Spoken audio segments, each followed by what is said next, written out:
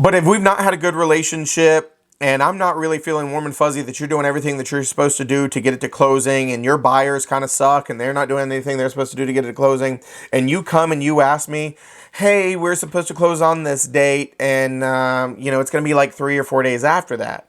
Can we sign an agreement to amend? I'm going to say, no, thank you.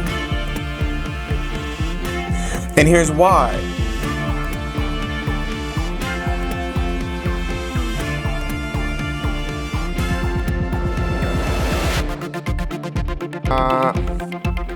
Here's where we can have that good discussion that y'all were talking about earlier, okay? What options are open if the loan doesn't close by the settlement date? 7-day delay. Should be 12/12, right? There you go. Page 12, provision 12, folks. And so let me make sure that you are also very comfortable with what I was saying earlier. When we're dealing with things like due diligence dates and initial earnest money and additional earnest money deposits, those are all a time is of the essence concept. Time is of the essence means there is no wiggle room in any way, shape, or form. It is what it is, what it is. It has to be done by that date and time. Settlement in North Carolina is not a time is of the essence concept. We have a 7-day delay built in. So, this paragraph shall apply if one party is ready, willing, and able to complete the settlement on the settlement date. We call that the non-delaying party. But it is not possible for the other party to complete the settlement by the settlement date. We call that person the delaying party. In such event, the delaying party shall be entitled to a delay in settlement and shall give as much notice as possible to the non-delaying party and closing attorney. If the delaying party fails to complete settlement and closing within 7 days of the settlement date, including any amended settlement date agreed to in writing by the parties, then the delaying party shall be in breach, and the non-delaying party may terminate this contract and shall be entitled to enforce any remedies available to such party under this contract for the breach. So let me point out a couple of things that are important about this section. Number one, I want to point out this. Give as much notice as possible. Folks, let me explain something to you. Nobody wants to be the delaying party. Nobody. It sucks. Okay? But do not just sit there and like, well, maybe it'll close on time. If you've been told by the lender or the attorney or somebody that you're not going to be able to close on time, you need to tell everybody immediately. And let me tell you why. Because if you're the buyer or the buyer's agent and you knew for a week and some change that we're not closing on time, but nobody gets told until the day of closing that it's not happening that day, and that seller has a moving truck full of their entire house, and they don't even know where their freaking toothbrush is because they thought they were closing on their house today, and now they're not going to unload everything. They've just got to find the stuff to live for a couple days. Do you know how much a moving truck ends up being after a couple weeks? You know how frustrating it is if you can't find the stuff that you need, and then now you can't close on your other thing, and so you're pissing off other people? The reason I'm telling you this is because if you tell them in advance, and they're not going to like it, but at least save themselves some money by not loading up the moving truck yet, you're going to save yourself a lot of face, because here's what's going to happen.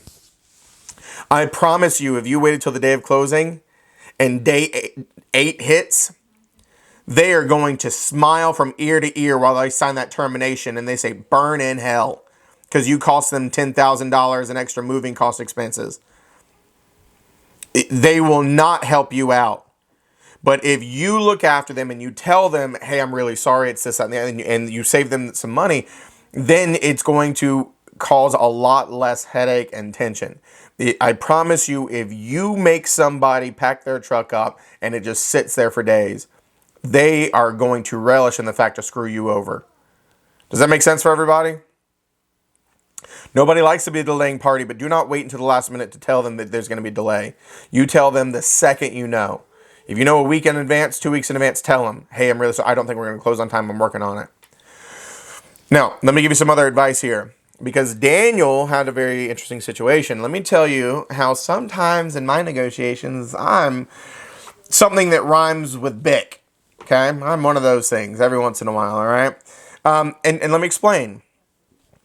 If I'm the listing agent and had like a very cordial relationship between listing agent, buyer's agent, and there's a little bit of delay, and you come and you ask me, hey, can we move the closing day out, 3 or 4 days? And it works for my seller, it works for me, it works for y'all, and it's no big deal. Sure we can. Absolutely. And we'll sign that.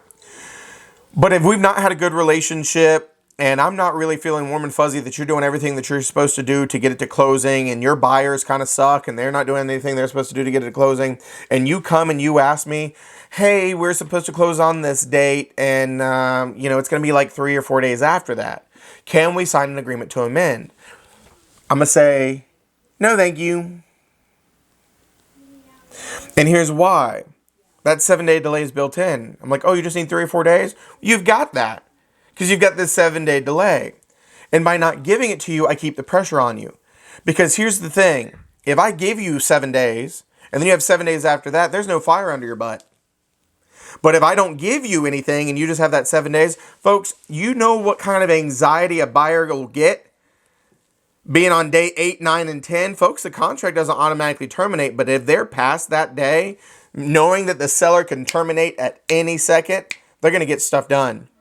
And so sometimes in your best interest of your client, don't extend it, because we need them to have that pressure so that they actually get things to close. There's nothing saying the seller has to terminate if it goes past 7 days. There's also nothing saying the seller has to extend. And so sometimes it's not the right thing to do for your client to give that extension, because that could screw your client. Because if you give them 7 days, they actually get 14. If you give them 5 days, they actually, so on and so forth. I'm not saying be a jerk. I'm saying do what's in the best interest of your client.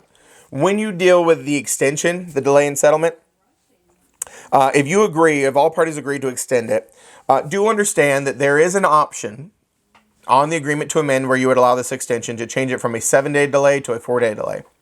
So you can reduce it. It's not much, but it is a reduction in some way, shape, or form. That reduction used to matter a lot more when there used to be this 14-day delay in settlement built in. There we go. I just remembered the other thing I was going to tell you. If you have a buyer's agent who comes back to you and says, well, hey, we need like 4 extra days. We were supposed to close on the 12th, but we can't close until the 15th or whatever. 3 days. And they say, can we sign an agreement to amend? And you say, no. But I understand that we're going to, close on that date, right? Make sure you send an email to the attorney and the lender. Hey, I understand that there's a delay in settlement and we're going to close on this date and time. Let me warn you of something. Attorneys and lenders have this weird thing that they need the paperwork to match what's happening.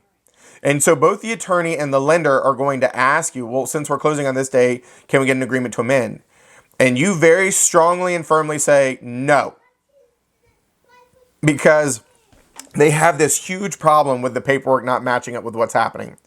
But because we have this delay in settlement built in, you've got to be stern with them sometimes and say, no, we're not agreeing to extend the date. We understand that the 7-day delay in settlement is built in, and we understand that we will be closing on the 15th, but we're not giving them an extension, because then that would give them even more time.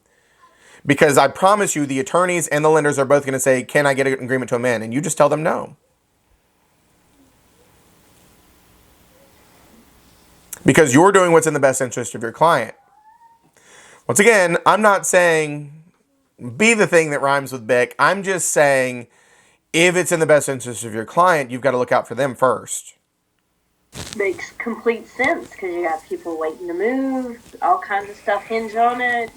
Kids in school and summer camps and all kinds of stuff. Yeah, and so, I mean, if the sellers have moved out and they're not living in the house, what's an extra week going to affect them, right? Especially if it's like a seller that hasn't paid off, give it to them, right? Be nice.